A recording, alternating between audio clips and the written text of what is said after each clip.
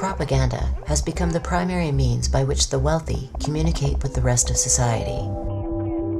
Whether selling a product, a political candidate, a law, or a war, seldom do the powerful deliver messages to the public before consulting their colleagues in the public relations industry.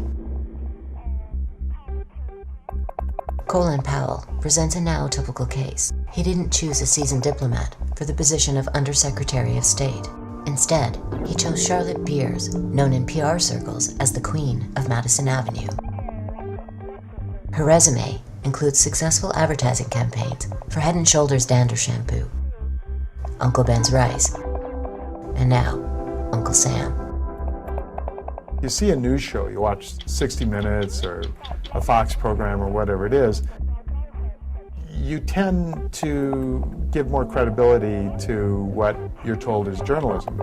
If an advertisement comes on, hopefully you tend to be more skeptical of that because obviously somebody put an awful lot of money into crafting this slick TV ad and airing it.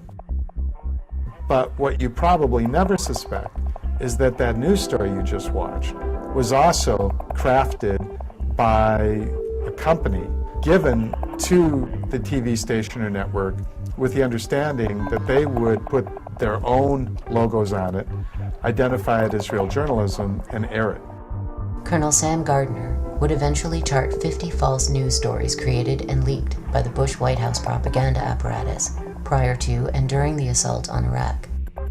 Foremost amongst these were the lies that led to the war in the first place. It was not bad intelligence that led to the invasion, concludes Gardner.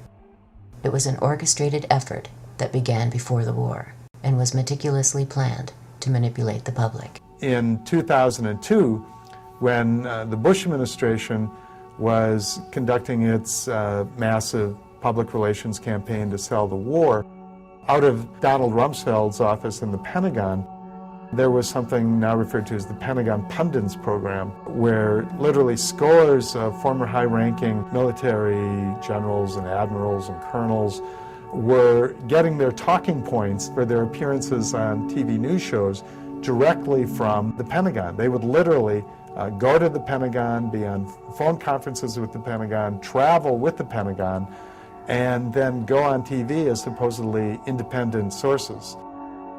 Although most of them were actually being paid in the private sector because these are retired military officials by defense contractors, and many of them were actually registered lobbyists for military contractors. So there's a bit of a conflict of interest right away when your bread and butter is based on being able to sell armaments and bombs and missiles, and you're supposed to be just a patriotic ex-general giving an honest opinion of what's going on. And even though that's illegal, there's no way to really stop it.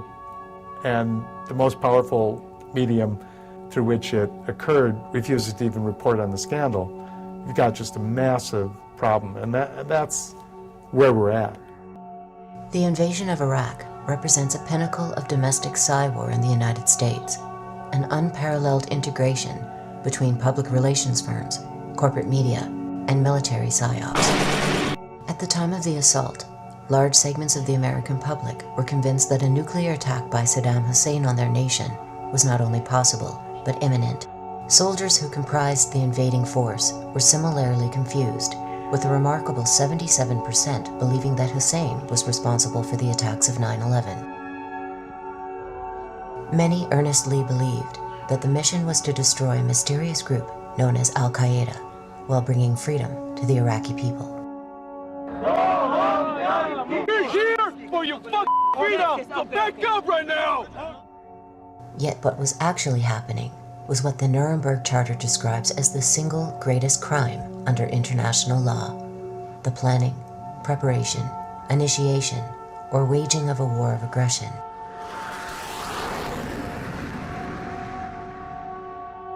Seven years later, the results of the invasion are clear. According to The Lancet, one of Britain's most respected medical journals, approximately 600,000 Iraqis had been killed from the invasion as of 2006. By 2009, a polling agency put the number at over 1 million. 4 million Iraqis have been made refugees in their own country. Their entire society is shattered. how did the land of the free and the home of the brave arrive at a place where citizens could be manipulated with such efficiency and on such a massive scale? Herman and Chomsky use the metaphor of filters. There's all this information out there, but only some of it gets through. Now, of course, the use of filters is inevitable. The news has to select and edit information. But that filtering isn't just a question of free journalistic judgment. It's heavily influenced by a series of institutional pressures, such as who owns the media, the role of advertisers, the kinds of sources that are used, and a more direct form of pressure that Herman and Chomsky call flack. Key question in any democracy is what makes it through the filters and what gets filtered out. Now, if you look at the agenda-setting media, what are they? Well, in the first place, they're huge corporations, parts of even bigger corporations like, Westinghouse and so on. So they are subparts of huge concentrations of private power. When we talk about media ownership and control, we're talking about the ownership and control by very wealthy people who have interlocking directorships with many other corporations. Like other corporations, they sell a product to a market. In their case, the market is advertisers, other businesses. The product is audiences.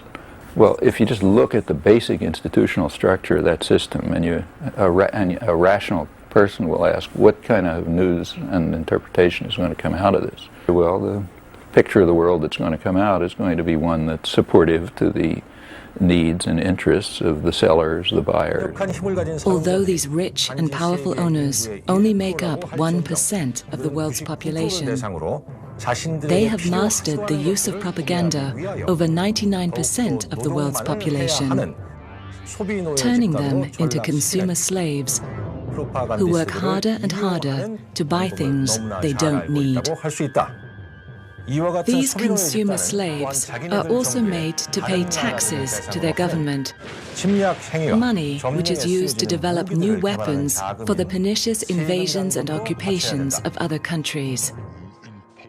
In the last 5 years alone, they've given their owners more than $1 trillion for these illegal and immoral wars that can't be won, and are even encouraged to send their own children to fight them.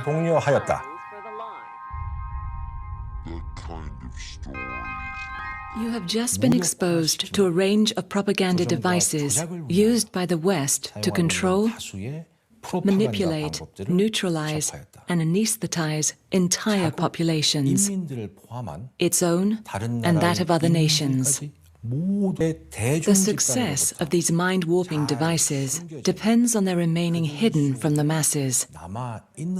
But our dear leader has insisted that you see with your own eyes exactly how this war against the mind is used to turn Western citizens into compliant slaves. Has this man just broken a world record? Has he just created a medicine that can save thousands of lives? Perhaps he's been chosen to represent his community in some way. No, this man has just purchased a telephone. And these people, what is making them scream and cry with such profound joy? They are on a television program where they are receiving consumer items. This for some boots. This for some clothes shelves. And this hysteria is not because they have found God, but because they are receiving sneakers.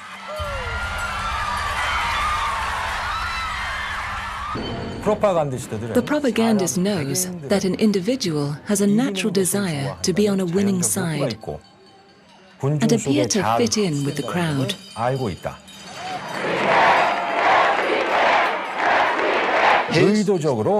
One of the easiest ways to achieve this is to make them chant favorable, yet deliberately vague slogans like, "This changes everything."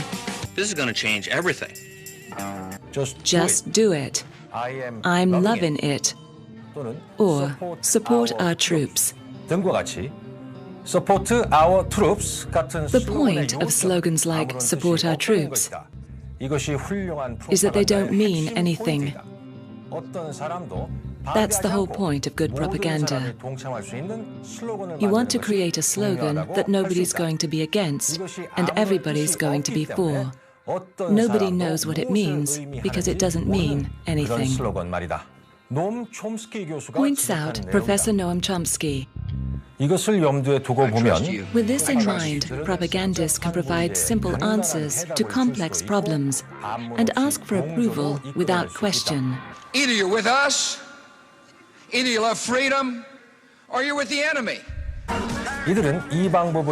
They can use this method to sell phones, violence, cosmetics, or even false wars, like the unwinnable war on terror and the hypocritical war on drugs announced by this master criminal.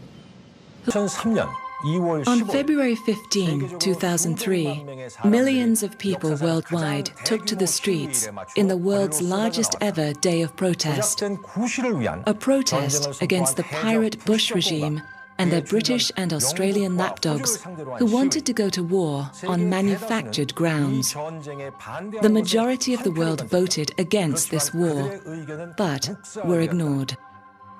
Is this democracy?